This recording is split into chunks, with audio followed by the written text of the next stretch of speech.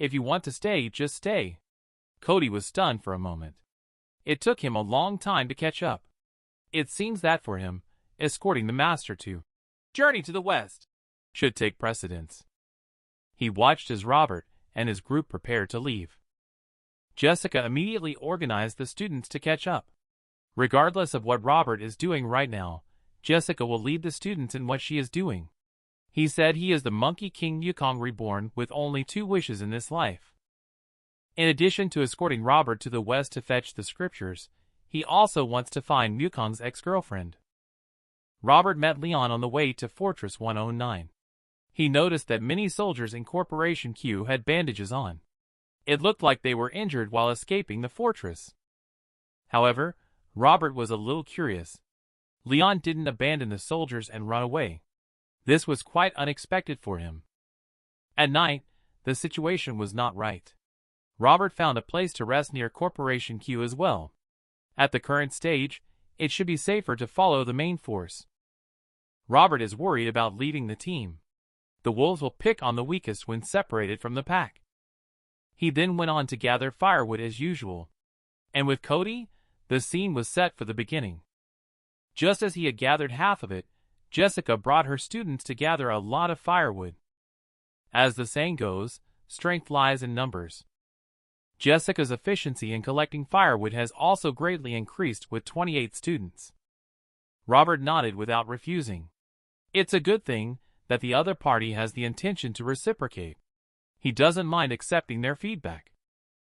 Only to see a few female students blushing and looking at Cody, they hesitantly approached. She suddenly said to Cody, "You are so handsome." Cody was stunned for a moment and replied, "Thank you, kind lady." These 3 words were like a bucket of cold water, extinguishing the girl's thoughts of dating him in an instant. However, Robert ignored them and walked straight ahead. As he walked, he loudly exclaimed, "Come, come, come! I've found something good!" The sweet potatoes in front of him ensured that there would be no worries about food for the next few days. Tonight's evening doesn't seem so difficult to endure. Thousands of people huddled around their respective campfires to keep warm, with countless sweet potatoes roasting in the fires. Gradually, the entire campsite was filled with a delightful and intoxicating sweet fragrance. Cody looked around at the group of people and said to Robert, "Master, do you think there is something missing in our team?" Robert was stunned. He asked, "What is missing?" Cody's gaze kept shifting between Ryan and Luna. He said, "We are still missing a celestial dragon horse." Ryan and Luna were not doing well at that time. Robert felt a little bit frustrated. His team was originally quite normal. How come everything suddenly turned into a circus once Cody joined? The students have passed the stage of being homesick and fragile. These greenhouse flowers are all learning to become stronger. Someone suddenly asked, "Teacher, can we really safely reach Fortress 109? The teacher said, "As long as we follow that young man, we will definitely be able to." At this moment, a student winked at Jessica to look behind her. Jessica turned around and saw Robert's gaze. She gasped. She quickly turned her face back, making her cheeks look even redder. At the headquarters of Corporation Q in the distance, Leon smelled the faint aroma of sweet potatoes drifting over. He was eating the individual rations stored in the car by Combat Team. While eating, he sighed and said, "It's still these poor people who know how to make ends meet." You may not know how fragrant the sweet potatoes in the apocalypse are. Walter had it once when he was a child.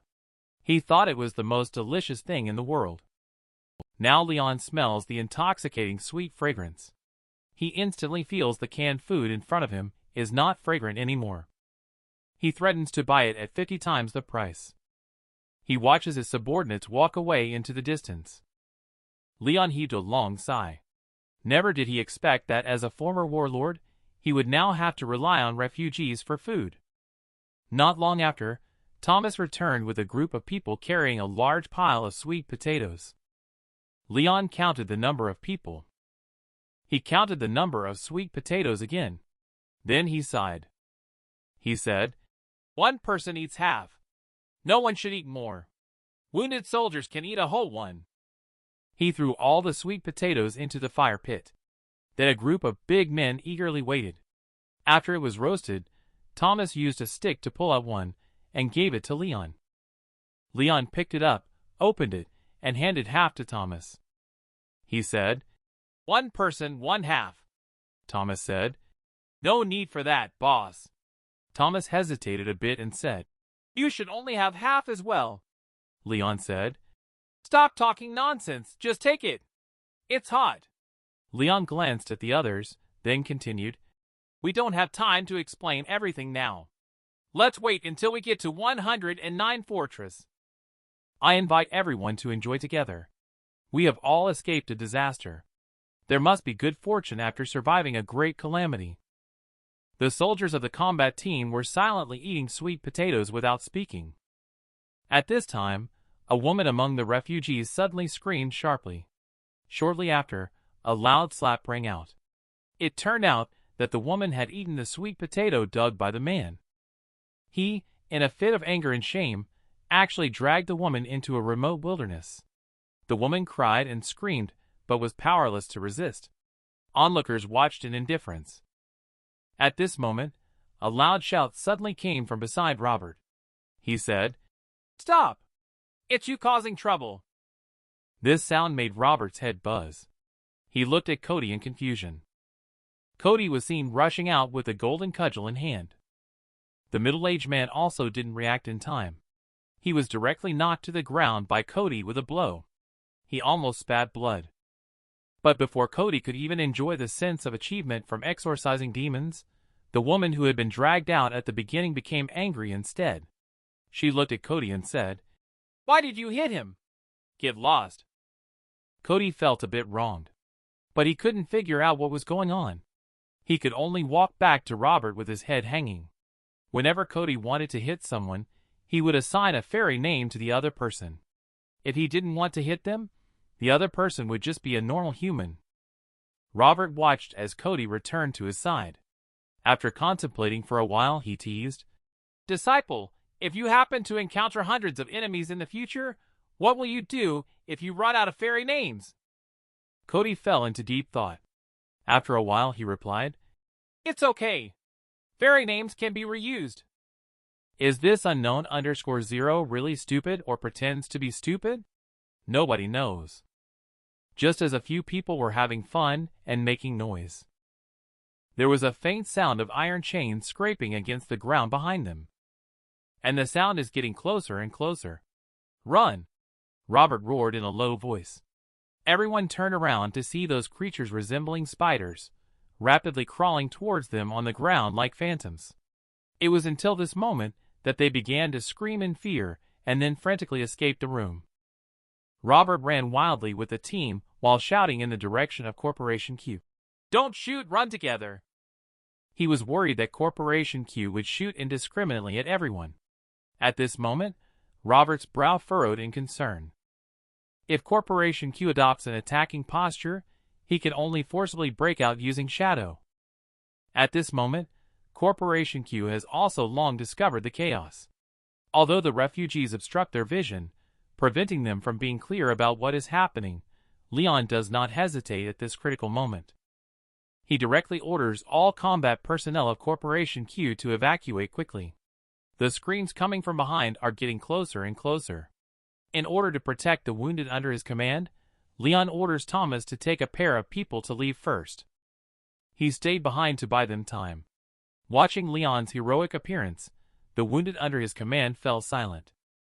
At this moment, Thomas also made the right choice. He said, "What are you all standing around for? Protect the boss and leave."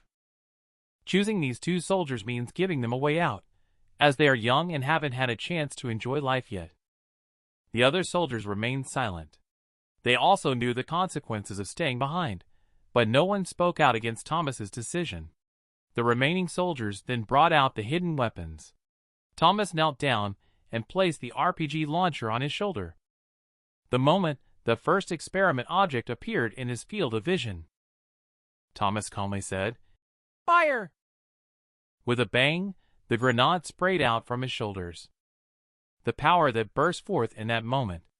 It's like a whistle from the gods, striking hell vertically from the world. And some experiment objects circumvented around Corporation Q's position. In that moment, Robert knew. Thomas and the others were finished. Even though they had powerful firearms, once the defense line was breached by the experiment objects, there would be no survivors among Corporation Q's combat personnel. Robert didn't have time to watch this scene anymore because at this moment, experiment objects surrounded them and were rushing towards Robert and the others. Robert shouted, "Cody, go to the right!" His words had just fallen. Robert's hand had already grasped the black blade in the void, as if the black sword was drawn out from the void. In an instant, the black blade met the experiment object rushing from the left. The body of the experiment object was like tofu, cut in half at the waist by the black blade. Cody looked at Robert and suddenly whispered, "Master, the murderous intent in this life is so strong, but it seems much stronger than the indecisive attitude of the previous life." Robert made his move and, facing Walter and the others, said loudly, "You guys run ahead first." Robert shouted loudly when he saw that they didn't react. "Run!" Robert saw Ryan, and they started running desperately. He finally regained some of his breath. But the crisis was not really over. Cody's golden cudgel manifested in his hand. His thoughts of slaying demons and monsters were stirring in his heart. The two of them fought together. The experiment object was harvested like chives under Robert's blade. At this moment, he looked towards Cody's direction but was stunned. He saw that the two experiment objects facing Cody were all lying on the ground, while Cody himself had one leg stepping on the experiment object. One hand casually slung golden cudgel over his shoulder, striking a self-perceived cool pose. This surprised Robert. Because of not being able to block the bullet before, Robert subconsciously felt that Cody might not be as powerful as he thought. But now looking at it again, the opponent's strength value is probably much higher than what one imagined. Cody said, "From now on, for the next 10,000 years, all of you will remember my name. My name is Monkey King Yukong." Robert impatiently interrupted, saying, "Stop beating around the bush." Suddenly, Robert heard someone shouting something. The sound was a roar coming from the overturned off-road vehicle. Inside the car sat Leon from Corporation Q, looking at Robert, pleading for them to save him. Robert dragged Leon out of the car. He said, "Hurry, let's go! The experiment object is about to break through the defense line." After saying that, Leon broke free from Robert's gaze and looked over towards Thomas and the others. Over there, they were almost engulfed by the experiment object. However, just as Robert and the others were preparing to leave, a wolf howl suddenly rose into the sky from the distance. This wolf howl seemed particularly abrupt at this moment. Robert's heart sank. Could things be taking a turn for the worse? What surprised him, however, was that when the wolf howl occurred, those experiment objects actually gradually stopped their actions. Within just a minute, they all left the battlefield. Robert stood in place watching this scene. He was puzzled. Could it be that these experiment objects were afraid of the wolf? Seeing the experiment objects retreat, he asked Cody to call out to Walter and the others. Robert followed behind Leon back to Corporation Q's headquarters. He said, "Boss, why are you back?" Thomas lay gasping on his side. "You need to leave quickly. They might come back soon." Leon squatted beside Thomas. He glanced around. More than 90% of the fortress's soldiers were dead. He asked, "Is there anything you need to tell us?" Thomas smiled. He said, "You talked about the bright future of the 109 fortress. I guess I won't have a chance to experience it." "You have to remember me then." After hearing this, Leon felt a bit melancholic. He said, "Then I'm afraid I'll have to work to death in 109 fortress." Both of them suddenly laughed. It was as if they had told a funny inside joke. At this moment, Thomas suddenly said, "We have no regrets." Leon murmured softly, "I know." Robert couldn't help but watch these two old men. He said, "You don't actually have to die." He directly took out a small ceramic bottle. He said, "This medicine is a miracle for treating external injuries." Robert looked at Leon. "In return, I want you to take us into Fortress 109 to obtain legitimate resident status." And Leon stared intently at the porcelain bottle of all-purpose wound medicine in Robert's hand, feeling a sense of déjà vu. Leon's expression gradually changed from calm to shocked. "This can also heal external injuries." "Wait a minute. You are a miracle worker, Robert." Robert relied on his all-purpose wound medicine to heal Leon's subordinates. At the same time, he also secured living rights in the fortress for a group of travelers. On the way to 109 Fortress together, Leon looked at Cody, and suddenly his eyes lit up. He finally remembered who Cody was. At that moment, Leon also figured something out. Who actually killed the experiment object before? Cody looked at Leon. He hadn't looked closely before, but now Cody recognized Leon. He said, "It's you, Ben Borba." Leon was completely taken aback when he heard the name. "You crazy fool, don't talk nonsense. Who is this unknown_0 that you claim is Ben Borba?" Cody gave Leon an unhappy look. "Please call me Monkey King Yukong in the future," Leon said irritably. "And what about your master?" At this moment, Robert looked at Leon and said, "I am his master. I am Pigsy." Upon hearing this, Leon was immediately baffled. Not long after they set off, they encountered several cars blocking the road. Robert and the others did not see any bodies, and the bloodstains on the ground had all dried up. Judging from the color of the bloodstains, this battle probably happened about half a day ago. Robert saw a strand of white fur on the ground. Immediately, his expression changed drastically. "This is wolf fur. Why did the wolf pack appear here half a day ago?" Robert couldn't care less about thinking so much. He just wants to hurry back to the car and leave here. On the car, Leon is on the phone with Luca. He roughly explained the dangerous encounter this time. At the same time, he also confirmed the entry of Robert into the fortress. He heard a positive response. Walter suddenly spoke to Leon, saying, "Robert saved your life, didn't he?" When Walter fled small town with Robert before, he had already shown his value to Robert. And now is the time to demonstrate his value. Walter is willing to go all out. He managed to secure a shop for Robert within the 109 Fortress. The savvy Walter also knows when to call it a day. Robert on the side noticed that Cody had a golden hoop on his head, unlike the golden cudgel. The golden hoop was given by the Bodhisattva. He asked, "Master, don't you know?" Cody had a look of, "You should know this," on his face. However, just at this moment, Cody looked at Robert seriously and said, "Master, do you still remember how to pronounce the headband spell?" Robert was on the verge of collapse.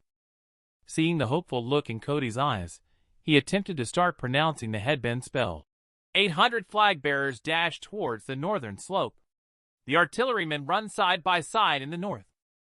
At this moment, Cody had a severe headache. Suddenly, he held onto his head tightly. "Master, please stop reading." Robert sat there dumbfounded, unable to bear it. He thought to himself, "Cody, you're quite cooperative." After a while, Ryan interrupted them with a single sentence. "You can see small town from here."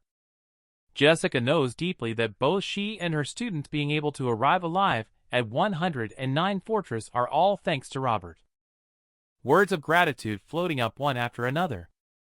Robert smiled with his eyebrows raised. Too polite, too polite." Robert suddenly counted the number of people and said, 3 more people have not been thanked yet. Hurry up." The truck drove from small town all the way to the fortress gate. Ryan lay on the back of the truck and looked outside. He said, "Bro, this place looks pretty similar to our small town, huh?" Jessica inside the car heard with an incredulous expression on her face. In Jessica's previous imagination, she thought small town would have lower and more rundown buildings. But she didn't expect that there are no buildings here at all. Most of the places people live in are unbelievably dilapidated. Leon got out of the car and walked confidently towards the gate. He loudly said to the people at the entrance, "Tell Lawson to come out and see me." The person at the gate looks like a resident of small town. He stared at Leon for a moment before asking, "Who is Lawson?" Leon's face immediately darkened. He shouted, "Where is the master of small town? Get him out here now." Robert turned to Ryan and the others and said, "You guys don't need to get off the car. The car will drive directly into the fortress later." Jessica was stunned for a moment because when Robert spoke, his gaze turned towards her. Originally, Leon only agreed to let 5 people into the fortress at Robert's insistence. Now, he can only take a gamble, betting that Lawson won't dare to check him. I don't know how long I waited. The gate of the fortress finally opened slowly. A middle-aged man, full of spirit and handsome, strode out.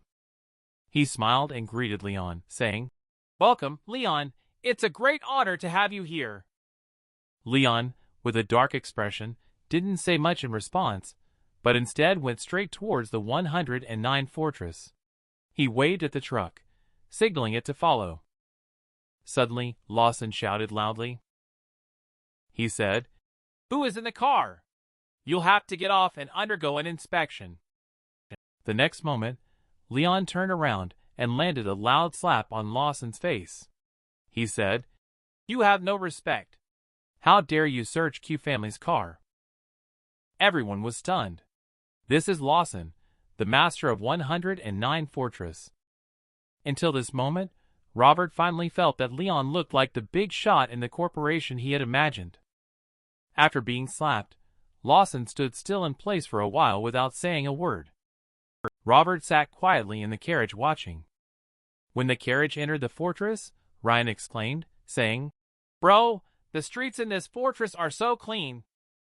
Bro, the buildings in the fortress are so tall. Bro, there are quite a lot of plants in this fortress. They are planted on both sides of the road.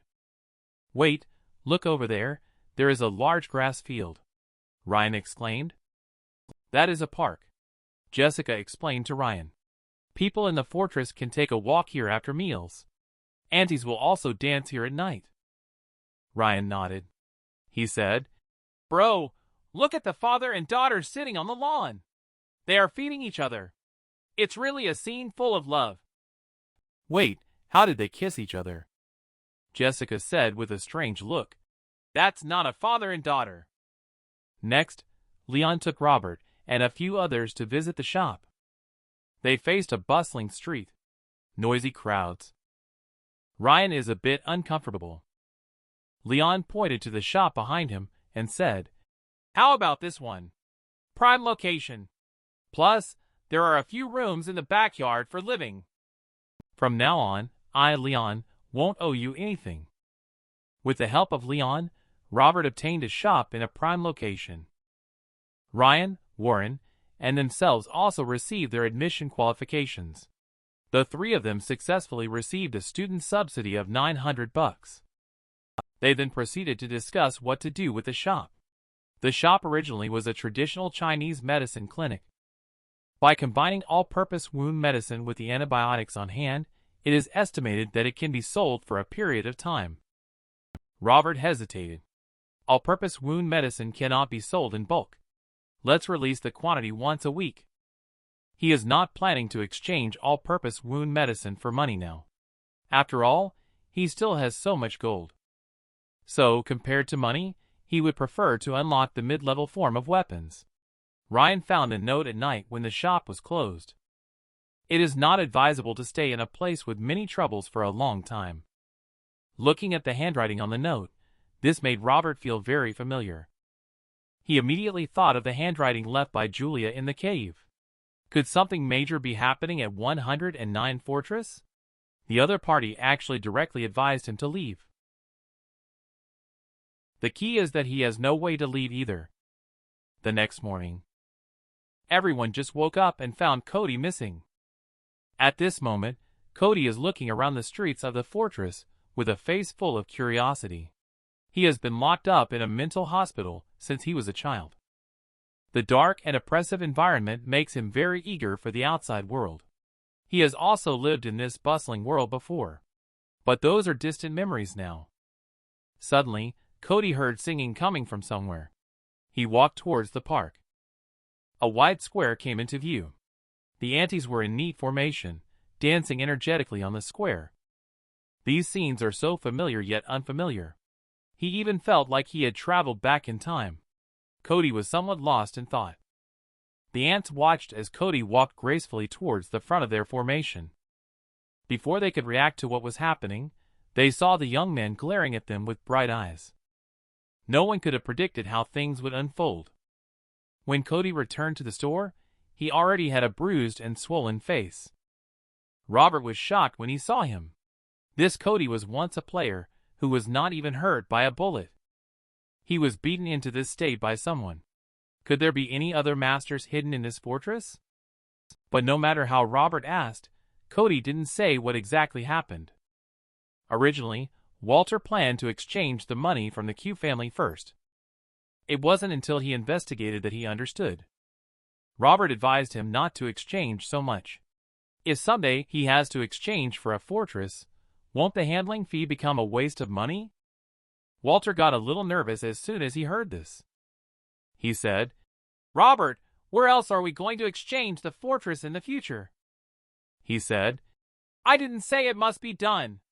Robert chuckled and said, "But we don't lack a lot of money now. Just exchange some small change. Save the rest." At this moment, Robert already has a premonition. Perhaps one day in the future, they may really leave here, once again heading to the next unfamiliar fortress.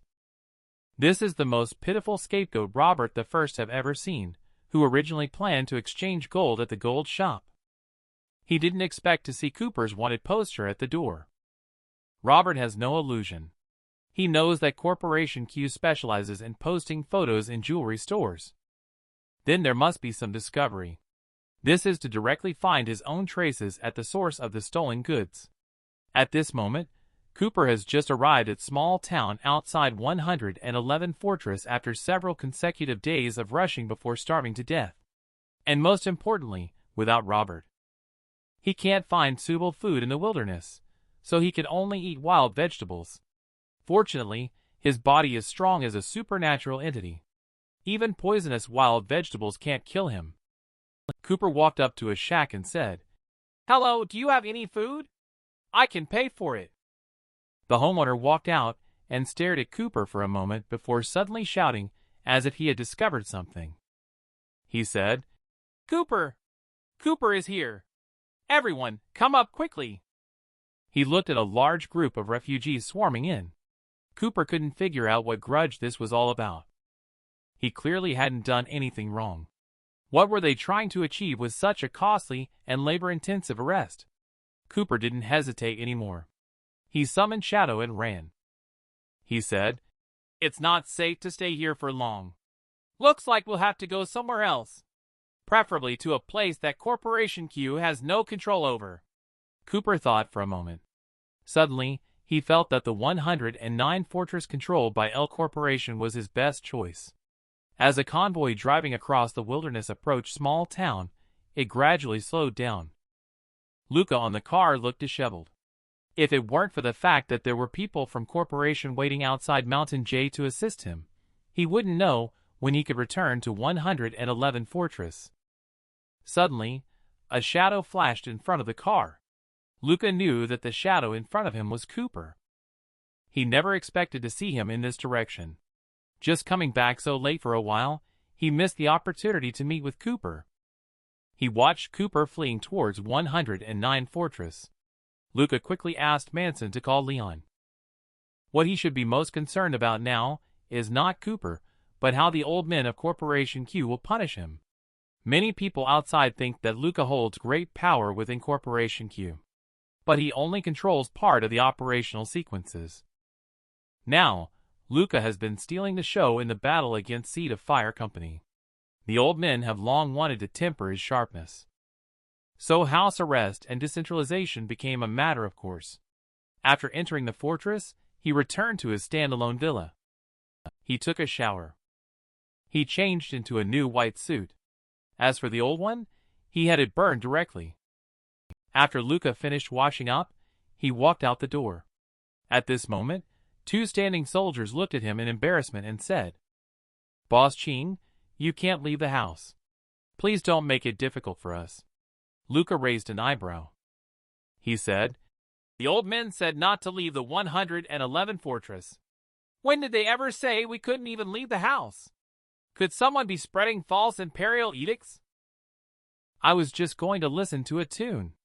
Who doesn't know that I, Luca, like to listen to music?"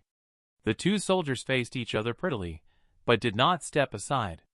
Just at this moment, a bullet came from an unknown direction and hit the stone pavement in front of the two soldiers. There are hidden gunmen nearby protecting Luca. In the absurd apocalypse, you could earn 1,000,000 rewards by donating 200 cubic centimeters of blood. Are you tempted? This is a flyer distributed by Seed of Fire Company to collect blood from supernatural entities. Robert and several others looked at the flyer with suspicion about the motives of Seed of Fire Company. Just then, a man arrived at the door and said, "Doctor, please have a look at what's wrong with me. I've been having stomach discomfort." Because his previous idea of switching to gold was shattered, he felt very discouraged. He directly responded, "Possibly pregnant." The man exploded in anger, saying, "Can't you tell I'm a man?" Robert looked disdainful and said, "If it's a man, then there's no pregnancy." He saw that this clinic was so irresponsible.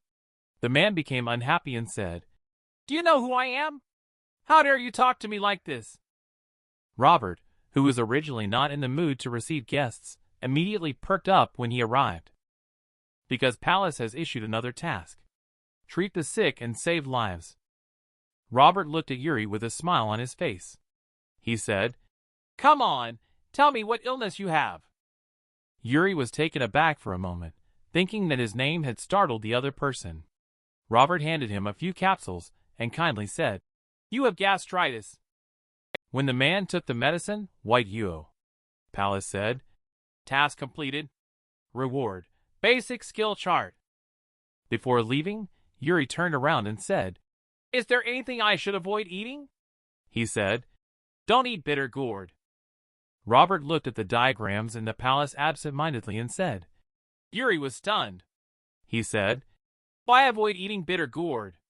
Robert replied, "Because it doesn't taste good." With this incident, Robert's mood improved a lot. Ryan walked over at this time. He said, "This Seed of Fire Company is so wealthy. How about we deal with him?" Robert kicked Ryan in the butt and said, "Get up, get up, get up. Pack your things. Get ready to go to school with me tomorrow." He glanced at Ryan. This child grew up in such a harsh environment in small town. Someone must always teach him right from wrong. This is when Robert noticed the series of numbers on the back of the leaflet. What does this number mean? Is it a code? This should be a phone number, Walter said with a smile. We also have a landline in our store. Ryan really wants to call that number, as he is at an age where he is interested in all things new and exciting. A bunch of people gathered around that magical landline phone. Even Luna came to join in the fun. Cody suddenly had a moment of enlightenment as he looked at the phone in front of him. He picked up the receiver on the phone and dialed a random number. After a few beeps, a voice came through the receiver. "Who is this?" he said. "Monkey King Yukong." Cody was full of momentum. "I am Monkey King Yukong," the voice on the other end of the phone said. "Crazy." Then with a click, the phone was hung up. The other party hung up the phone. Robert smacked his lips. The other party actually accurately identified Cody's true nature even over the phone. Then Ryan did the same thing. He said, "This phone is truly amazing. The person on the other end sounds just like they are right in front of me." To avoid disturbing Robert, he asked everyone not to try again. The phone that Ryan just hung up suddenly rang again. This is the most conscious loan I have ever seen. The interest rate is only 3%. I used to think that everyone in the fortress lived and worked in peace. But I never expected there are also some dirty industries. Listening to the voice on the phone.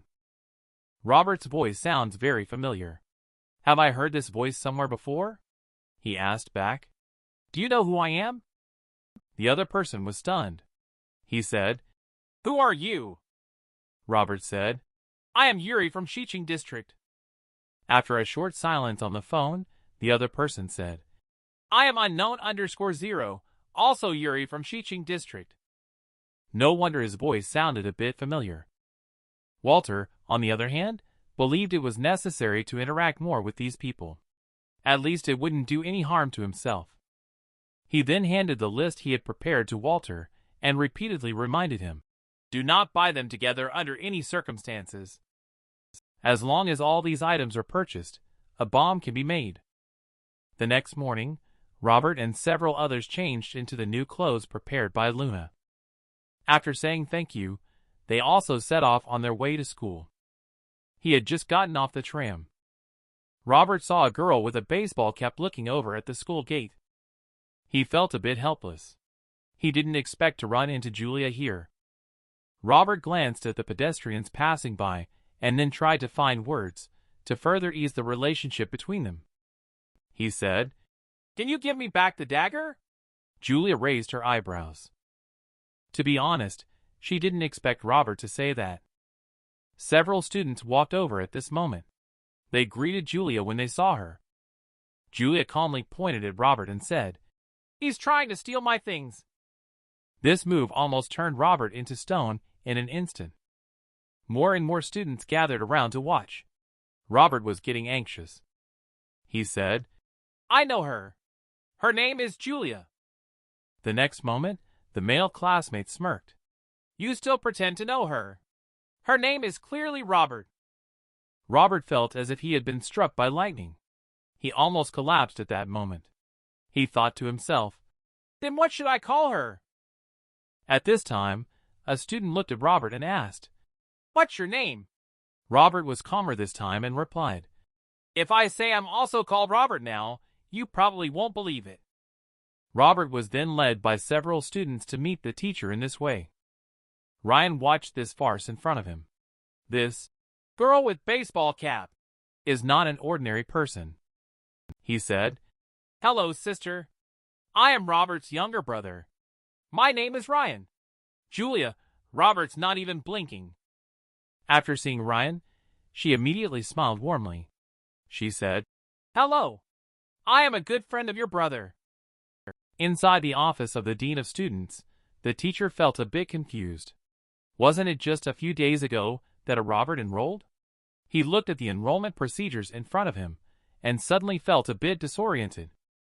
Robert felt that things were not finished with Julia. After completing the procedures, the teacher from the Academic Affairs office smiled and said, Come on, Class 3 of Grade 12. I will take you to meet the new classmates. Just arrived in the classroom, Robert took a quick look around. Luckily, he didn't end up in the same class as Julia. Imagine having two students named Robert in one class. Not only would Robert find it hard to bear, but the teacher would probably be on the verge of a breakdown as well. Robert sat in his seat. To his left was a female classmate of similar age, and to his right was the aisle. She asked, Which school did you transfer from? After thinking for a moment, Robert replied, I transferred from 5th Middle School. The girl was stunned. There is no 5th Middle School in Fortress. The extent of the Fortress people's rejection of refugees is beyond your imagination. This was made clear when Robert's neighbor shouted loudly. Everyone knew he came from outside Fortress. Rumors about refugees carrying viruses have been flying around these days. Ryan, who has also entered the campus, is troubled by these rumors. He frowned and whispered, Bro, do you think we really have the virus? Robert shook his head and replied, Ryan, when 10 people or 100 people say we are not good, it counts as slandering. When 10,000 people say it, it's not slander anymore. It becomes justice. Ryan whispered, Even though I may not understand as much as you do, even if millions of people slander us, that can't be considered as justice. Robert laughed. He said, You're right. Robert stood on the rooftop. This was his first chance to overlook the fortress. And at this moment, Julia suddenly appeared behind him. Faced with Julia's sharp gaze, Ryan consciously made an excuse to leave. He watched as the rusty iron gate closed heavily. Julia threw something towards Robert. It was the dagger that Julia had stolen from Robert in the first place. She said, "We're even now." Julia's voice was very calm, without offering much explanation. Robert was still in a daze. Suddenly, Julia pulled out a pistol and aimed it at him. She asked, "How did you escape from the blockade of Corporation Q?" Faced with this question, Robert would like to trick Gung Gung a bit. But the gun was pointed straight at him. He said that countless experiment objects rushed out. And the monster inside the crater, Robert briefly mentioned that there were many accidents. "You can't imagine how scary the monster inside the crater is," she said. "I can imagine," Julia corrected. This response stunned Robert, because Julia's tone was very firm. Could it be that Julia had seen this kind of creature before? Originally worried that Robert might rat her out, Julia put the gun away. There's no need to be afraid now. Because they encountered a pack of wolves on the way back with Lucy, they would have had to take a detour if it weren't for Lucy's teleportation ability. And Robert can return to the fortress before the destruction in a short period of time. It indicates that he is not just a stronger than average person, but a supernatural entity. After listening to Julia's analysis, Robert felt a tightness in his heart. He had originally wanted to explain something. Julia looked at Robert seriously and said, "I'm not listening." Robert felt helpless. He explained a lot by himself, but Julia denied the reasons with just 3 words. Julia suddenly said, "I'm not threatening you by saying this. I just want you to understand that everyone has secrets. So please don't do anything that will hurt both of us." Robert readily agreed. In fact, that was his intention as well. As long as everyone gets along peacefully, there won't be any problems. After saying these things, Julia was about to go downstairs, but she heard Robert asking again, "What is Seed of Fire Company's purpose for acquiring the blood of supernatural entity?" She said, "The danger of the 109 fortress is even greater than you imagine." Julia said not to easily provoke the Seed of Fire Company, and not to sell blood. Julia seemed unwilling to say more.